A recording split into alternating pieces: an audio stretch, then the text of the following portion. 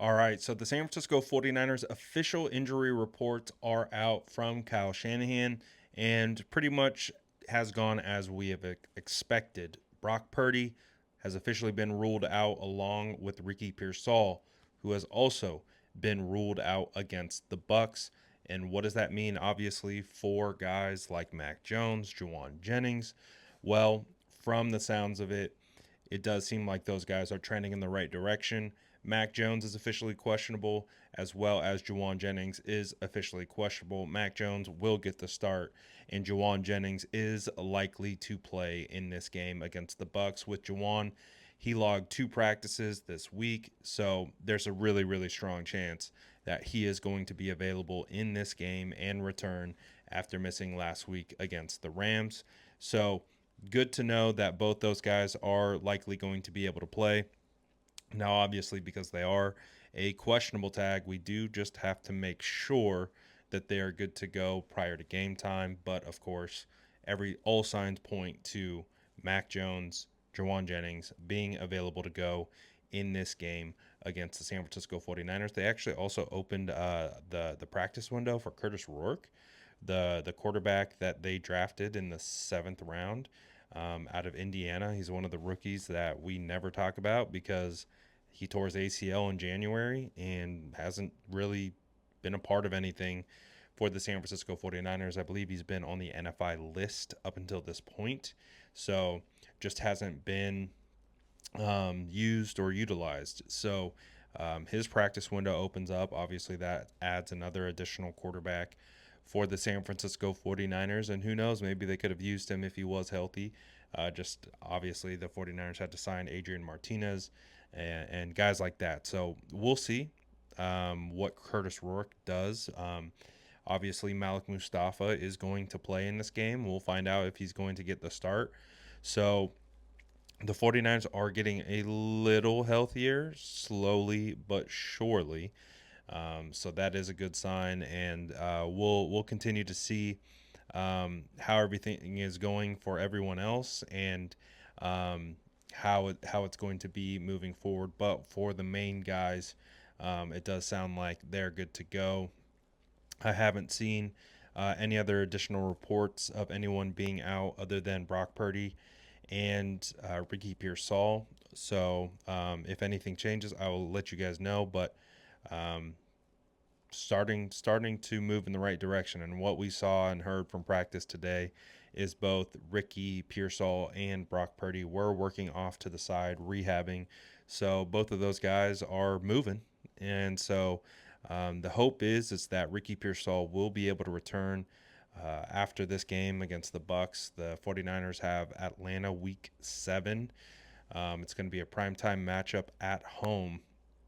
So you would love to have Ricky Pearsall available for that one. And as well, we'll see what the status is of Brock Purdy. I would imagine Brock Purdy will miss that game as well. So probably start targeting the Texans, maybe the New York Giants for a potential return for Brock Purdy. In the meantime, it'll be very interesting to see how Mac Jones is going to do in this game.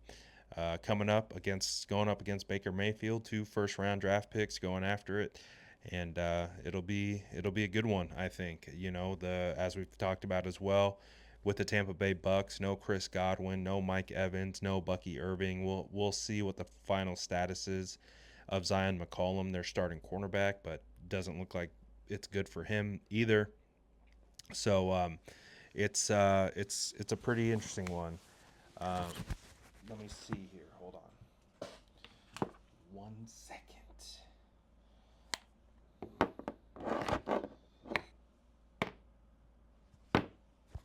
All right, I got the full injury report for you. So let's get through all these names. Hopefully you'll be able to hear me on my mic. I know many have been complaining about my mic volume. I'm trying to figure that out. So bear with me. This is a long list. Um, Robert Beal did not participate all week, and it looks like he's going to be out. We have Kevin Gibbons and Yetur Gross Matos have also been ruled out. Jordan Watkins has been ruled out. Um, Alfred Collins and Kalia Davis are listed as questionable. And that's really all we have for the rest of those updates. We also have the Tampa Bay Bucs. They have ruled out Zion McCollum. So we just talked about him. They have ruled him out. So that's a big loss for them. So hopefully you guys were able to hear that. So overall, the thing with Kalia Davis is pretty interesting. I thought he was going to miss some time with his broken hand, but he looks like he's good to go. Alfred Collins, who did not participate on Wednesday, participated on both Thursday and Friday practices, so that's good. And Upton Stout, who was a limited participation in all of the practices this week, is also officially listed as questionable. So, overall, not bad. I think Yetur Gross Matos, we expected to be out. Kevin Givens has been on IR. They did open up the practice window for him. So those guys are going to be out. But overall, good to hear that CJ West is good and not CJ West, Kalia Davis and Alfred Collins are good to go for this game. So that gives us a pretty strong indication of where the San Francisco 49ers are at.